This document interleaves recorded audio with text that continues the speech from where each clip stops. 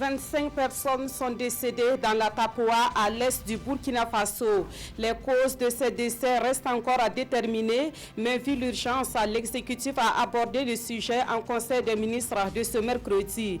D'autres sujets importants ont été évoqués à ce conseil, dont vous aurez la teneur dès le début de cette édition. Dans l'actualité ce soir, 30 filles victimes de l'excision et portées disparues dans la région du Sud-Ouest viennent d'être retrouvées. Elles sont actuellement prises en charge au centre de santé de Kamti.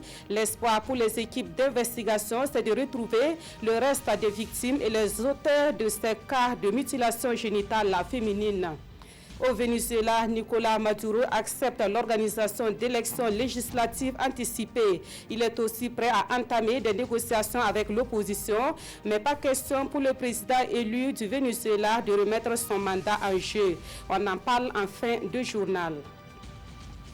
Mesdames, Messieurs, bonsoir. Merci de nous suivre. Cela dit, ce 30 janvier s'est tenu le tout premier conseil des ministres du gouvernement, Christophe Joseph Marie Dabiré. Principaux sujets abordés, l'organisation du travail gouvernemental et la réduction du train de vie de l'État. L'exécutif a également fait 2 communications orales, dont l'une porte sur la mort de 25 personnes dans la Tapoa. Nous suivons les détails avec Salifou Belem et Maïmouna Traouri. Le gouvernement Christophe Marie-Joseph Dabiré veut aller vite et bien pour relever les défis du moment.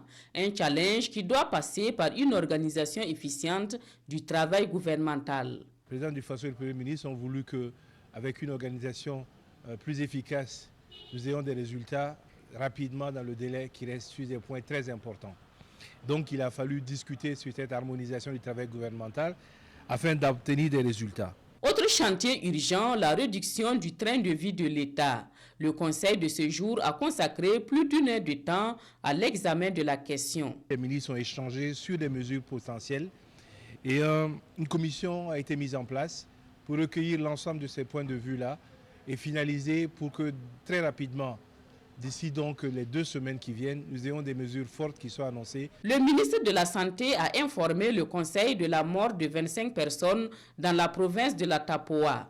Les investigations sont en cours pour déterminer la maladie en cause. Les questions sont en étude parce que la ministre a précisé que bien qu'on ait obtenu donc un liquide céphalorachidien trouble, il y a des risques que ça puisse être également la fièvre de Lassa, puisque la personne qui serait la première à avoir déclenché la maladie est venue donc du Bénin. Donc il y a des risques et donc pour l'instant on part sur la méningite, mais les études sont en train d'être continuées pour savoir exactement s'il ne s'agit pas d'autre chose.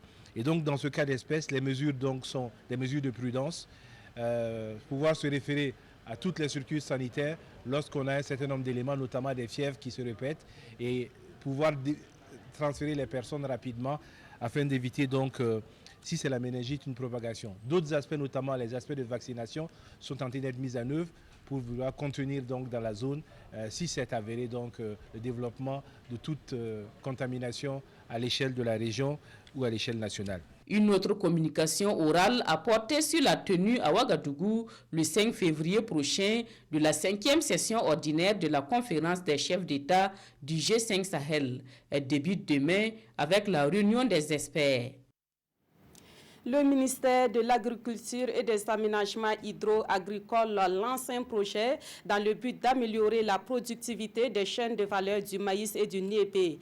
Le projet va coûter plus d'1,5 milliard de francs CFA sur un financement de l'Allemagne et sera mis en œuvre dans 4 régions du Burkina Faso. Le lancement officiel de ce projet est intervenu hier à Koudougou. Adama Giti et Mounira Keri. Booster la production agricole et atteindre la sécurité alimentaire au Burkina, c'est la mission assignée au nouveau projet du ministère de l'Agriculture lancé à cette session. Le ministère fédéral allemand assure le financement du projet à hauteur de 1,5 milliard de francs CFA à travers l'Alliance pour la Révolution verte en Afrique. Sa mise en œuvre est l'affaire de l'Association burkinabé d'action communautaire. Le projet vise à appuyer le gouvernement burkinabé dans sa politique de vulgarisation agricole et notamment par cette nouvelle approche qui est basée sur les conseillers communautaires. Nous avons prévu d'identifier les maîtres formateurs qui seront outillés et à leur tour qui vont sélectionner les conseillers communautaires qui vont les former. Les régions du centre-ouest de la boucle du Mouhoun, des hauts bassins et des cascades sont les zones d'intervention du projet. Il s'agit de renforcer les capacités des services de vulgarisation afin d'améliorer la productivité des chaînes de valeur du maïs et du niébé. C'est pour essayer donc d'étouffer les réseaux d'encadrement agricole que nous avons aujourd'hui, qui est d'environ 1200 agents. Nous allons travailler, n'est-ce pas, à mettre en place des conseillers communautaires endogènes qui vont appuyer ces réseaux classiques qui existent déjà. Également, nous allons développer des modules de formation spécifiques à l'endroit, n'est-ce pas, des agents d'encadrement que nous avons. Environ 3000 producteurs sont bénéficiaires de ce projet avec pour but d'accroître leurs revenus et par la même occasion améliorer les conditions de vie des populations. Et dans la filière riz, la priorité du moment, c'est la promotion des achats institutionnels et le diagnostic des difficultés rencontrées par les acteurs. Pour cela, l'Union nationale des producteurs de riz a commandité une étude dans le cadre de son programme dénommé « Voix pour le changement ». Les membres de l'UNPRB et leurs partenaires sont réunis à Ouagadougou pour prendre connaissance des résultats de cette étude. Yacouba Gamene, Estelle Judith Assorba.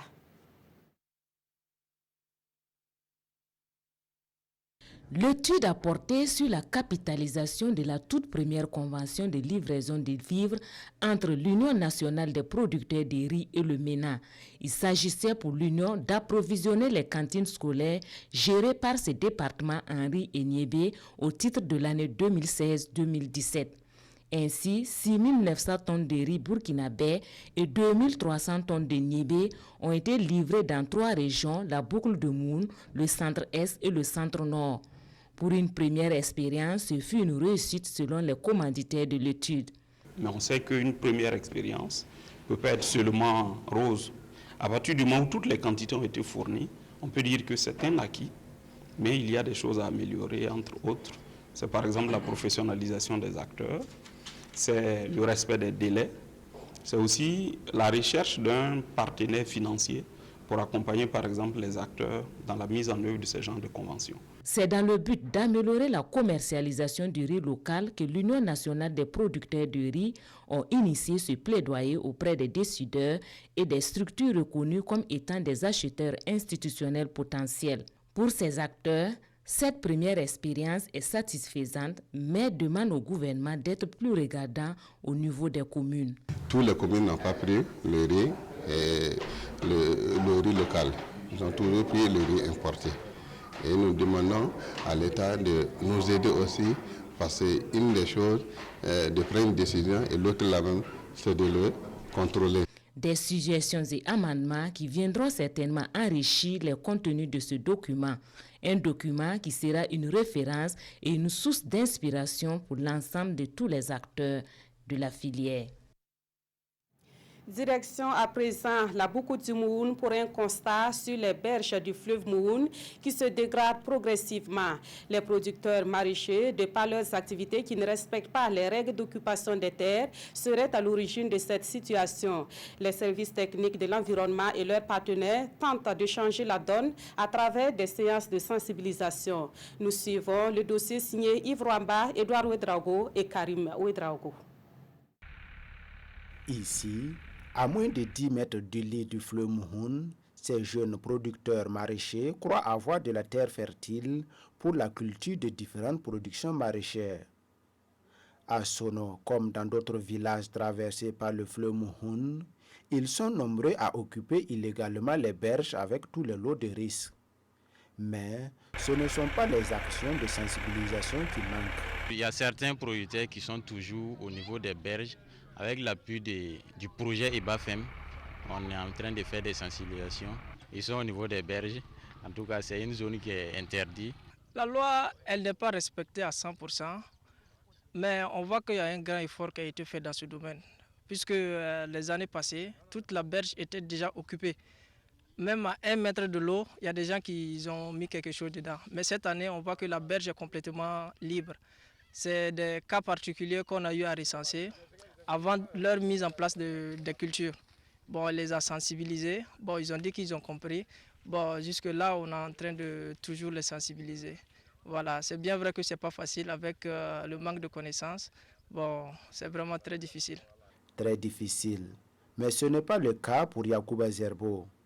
Avec des initiatives propres à lui, il tente de protéger les berges du fleuve Mouhoun.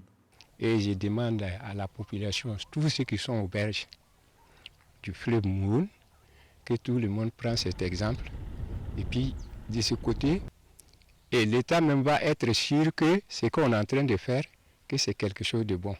Mais il y a certains qui n'arrivent pas à comprendre, mais toujours, il faut qu'on essaie de les sensibiliser. Actuellement, il y a l'aménagement du bas-fond d'Ankoumana qui est en cours. Ça va permettre à ces producteurs-là de laisser les berges là pour aller s'installer dans ces bas-fonds-là, dans ces bas-fonds et périmètres-là. Les services étatiques, accompagnés de certains projets, se battent jour et nuit pour la protection des berges des fleuves au Burkina Faso. Mais l'urgence est là et si des mesures ne sont pas prises, le fleuve Mouhoun pourrait être touché par le problème d'ensablement à long terme. Fin de la phase terrain du projet dénommé Mango, un projet de prise en charge de la malnutrition chez les enfants. Pendant 3 ans, ce projet a permis de dépister près de 1000 enfants de moins de 5 ans souffrant de malnutrition aiguë sévère. Ce projet, dont le bilan a été fait à Fada, est porté par l'ONG Action contre la faim. Joël Tandambiga, Amirou Lankwande et Ibrahim Sanou. Mango, c'est le nom du projet de recherche mis en œuvre par l'ONG Action contre la faim. Un projet qui vise à mettre à la disposition des enfants de moins de 5 ans souffrant de malnutrition des aliments thérapeutiques prêts à être consommés. Après 3 ans d'essai, les résultats sont prometteurs. Et c'est ce qui est présenté aux acteurs intervenant dans les domaines. Le dosage qui a été utilisé sur le groupe d'études va alors être appliqué. Et ceci a un intérêt parce que ça va permettre de diminuer les dépenses sur la TPE, aliments thérapeutiques prêts à l'emploi. Voilà, si on utilise un certain montant pour acquérir la TPE pour une seule personne, ce montant sera divisé par 2, j'allais dire. Et donc, ce surplus-là pourra être utilisé pour soigner plus d'enfants. Ce projet nous a beaucoup aidés. Il a offert des compléments alimentaires à mon enfant malnutri.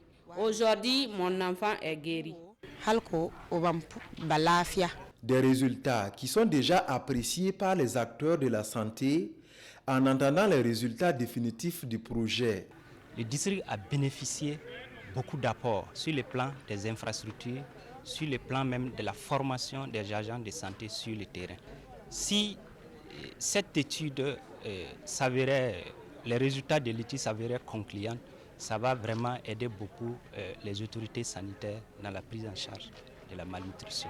La mise en œuvre effective des stratégies du projet Mango devrait favoriser, entre autres, la prise en compte de la qualité de la malnutrition aiguë et la prévention des enfants malnutris dans la région de l'Est. Autre titre de l'actualité avec cette nouvelle qui nous vient de la région du Sud-Ouest. Une bonne partie des filles victimes de l'excision dans la commune de Pérugba qui avaient disparu par la suite viennent d'être retrouvées. Au nombre de 30 en majorité des élèves, elles sont actuellement prises en charge au centre médical de Kamti. Les investigations se poursuivent en vue de retrouver les autres victimes et les auteurs de ce cas d'excision. Madou Edrago et Dimitri Badzini. Les recherches sur les filles victimes d'excision portées disparues dans la commune de Périgua commencent à porter ses fruits. 30 d'entre elles ont été retrouvées et conduites au centre médical de Kamti.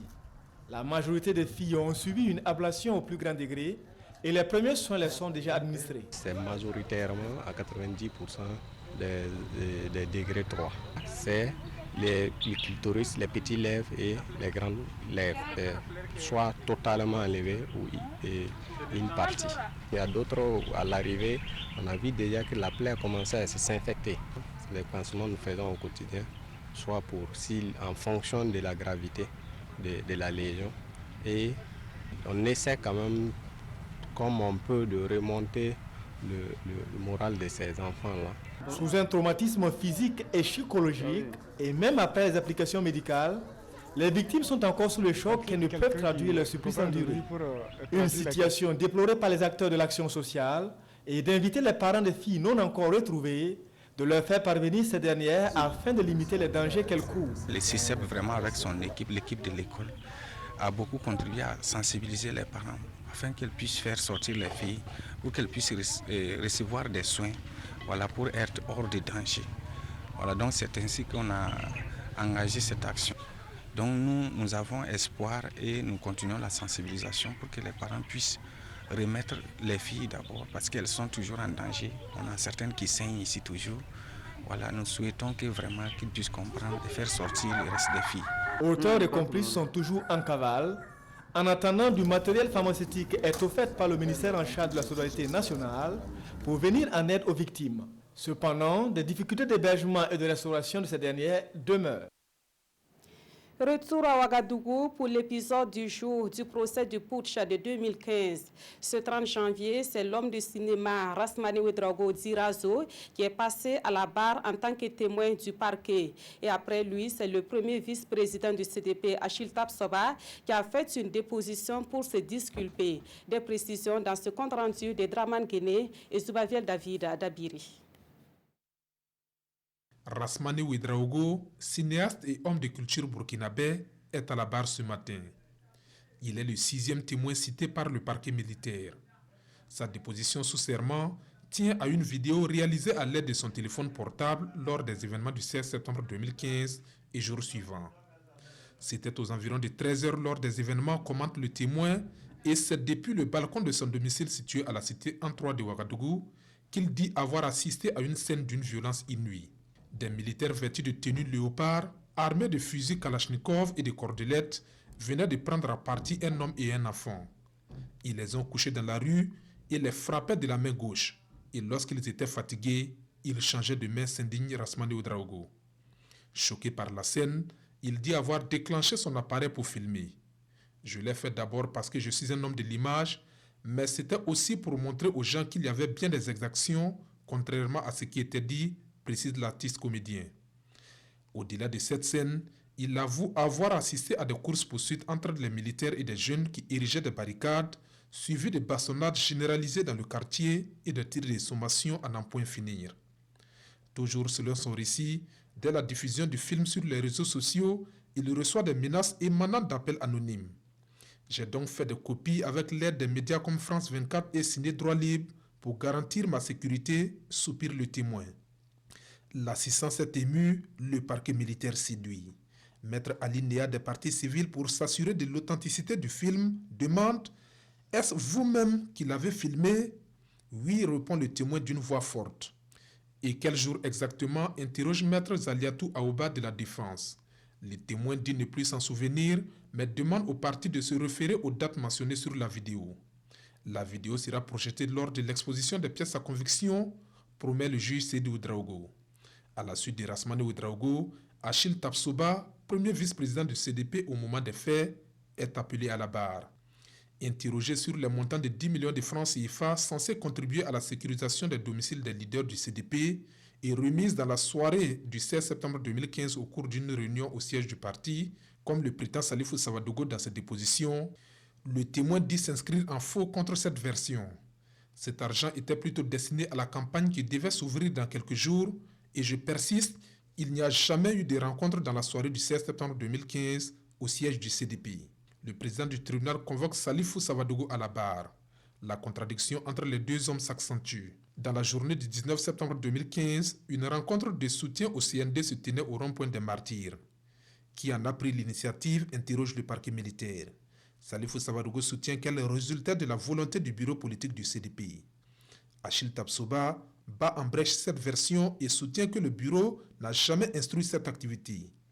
Le président du tribunal convoque Léonce Koné, deuxième vice-président du CDP au moment des faits. Sa version plus nuancée ne confirme ni n'infirme celle de ses camarades politiques. Sur d'autres questions de fond, témoins et accusés ne sont pas sur les mêmes longueurs d'onde.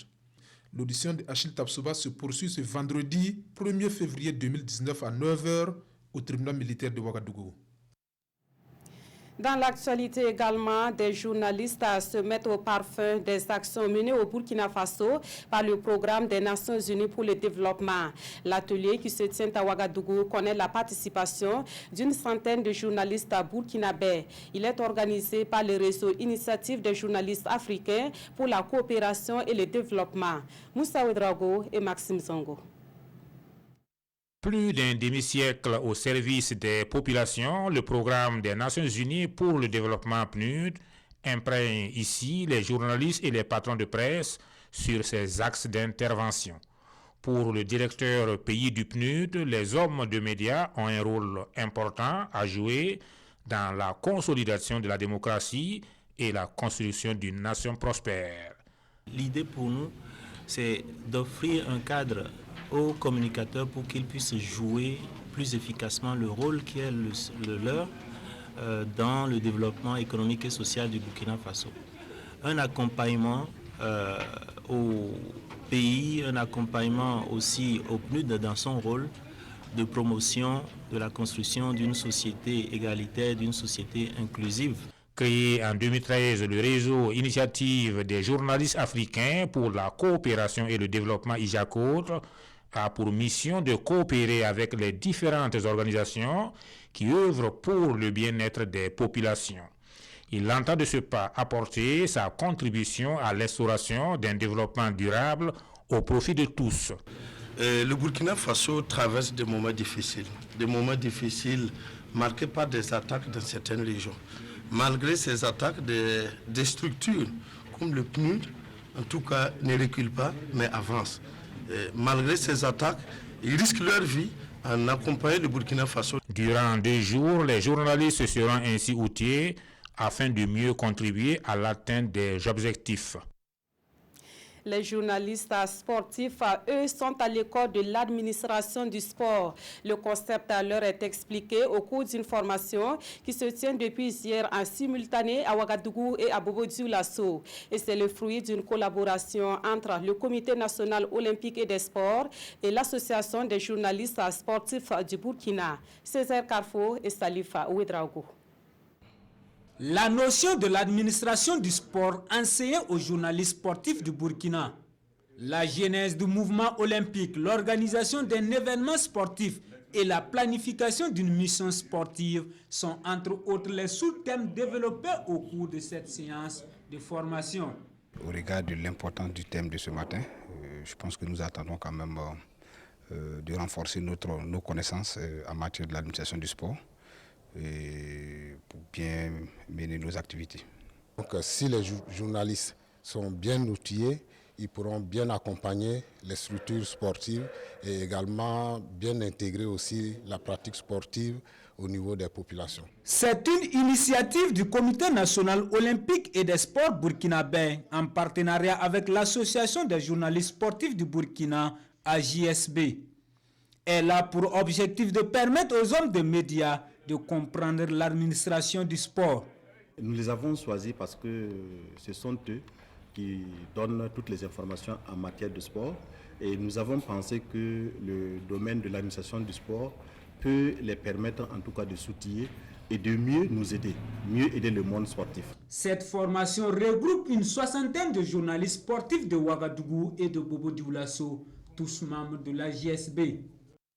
Et sur le terrain, Salitas FC se prépare pour affronter Enugu Rangers du Nigeria dans le cadre de la première journée des matchs de poule de la Coupe CAF. Les poulains de Ladji Koulibaly effectuent leur dernier réglage avant le premier match de la poule B.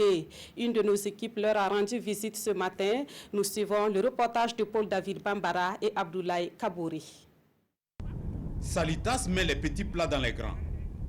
L'actuel porte-flambeau du football burkinabé fait ses dernières mises au point pour faire bonne figure face à Enugu Rangers le week-end prochain au Nigeria. Il faut tout de suite marquer de son empreinte la poule B de la CAF dès le premier match. On est prêt depuis le début de la campagne. Voilà, un match ne se prépare pas dans une semaine. Voilà, c'est une longue durée qu'on a commencé à préparer. Voilà, actuellement on est fin prêt, voilà, pour aller au Nigeria. On a travaillé un peu la concentration. Et puis tactiquement, le replacement, et puis on a essayé de travailler aussi les attaques rapides sur les côtés. Voilà, c'est ça on a travaillé. Il faut vraiment se préparer toujours Et justement, face à cette grande équipe de Enungrangues, il nous appartient vraiment de travailler. Et moi, j'ai dit, depuis notre qualification, c'est le moment même de commencer le travail. Et je pense que les enfants ont compris. Les joueurs sont conscients, ils savent ce qui les attend. On a essayé de répéter les gammes, surtout défensivement. Voilà, parce que l'équipe adverse essaie beaucoup de jouer sur les côtés. On essaie de travailler défensivement et essayer d'attendre l'adversaire et répondre. Il y a une équipe vraiment qui joue au ballon, il joue très bien balle au pied. Mais je pense qu'on a une équipe vraiment très soudée et capable de les contenir pour les empêcher de les jouer. Puisque c'est notre objectif premier, les empêcher de jouer pour pouvoir jouer notre football. La qualification pour les matchs de poule est considérée comme un exploit pour ce club créé il y a 4 ans. Salitas voit déjà grand car jouant désormais dans la cour des grands. Vivement que tout le public sportif se mobilise autour de ce club pour une meilleure campagne africaine, a laissé entendre le fondateur du club, le colonel Yacouba Ouedraogo. Actualité à l'étranger, au Venezuela, Nicolás Maduro accepte des élections législatives anticipées. Mais il n'est pas question pour lui de remettre son mandat en jeu. Au même moment, il se dit prêt à ouvrir des pourparlers avec l'opposition et il compte surtout sur le soutien de l'armée. Il ne se passe plus un jour sans que la télévision d'État ne diffuse des images du président vénézuélien aux côtés des militaires. Le message est clair, le soutien de l'armée est sans faille. Nicolás Maduro continue aussi d'accuser les États-Unis. Donald Trump aurait, je cite, donné l'ordre au gouvernement et aux mafias colombiennes de le faire tuer. C'est la première fois dans l'histoire que ça arrive. C'est dire le niveau de désespoir à la Maison-Blanche. Parce qu'il n'y arrive pas avec le Venezuela. C'est très délicat. Qu'est-ce que je fais, moi? J'exerce mon leadership en tant que commandant en chef, constitutionnellement reconnu.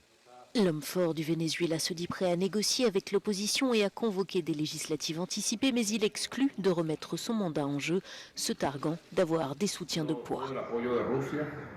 Nous avons le soutien de la Russie, à tous les niveaux, et nous le recevons avec beaucoup de satisfaction et de gratitude. Ce que j'ai demandé au président Poutine, c'est que l'on maintienne un contact permanent. La Russie, alliée et créancière du Venezuela, où elle a massivement investi tout comme la Chine, insiste en tout cas pour qu'une médiation se mette en place. Nous voulons sincèrement créer les conditions pour engager le dialogue entre le gouvernement et l'opposition.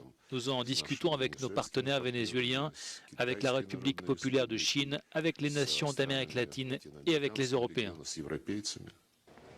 L'opposant Juan Guaidó compte lui sur le soutien des États-Unis et d'une bonne partie des pays occidentaux, mais il joue gros.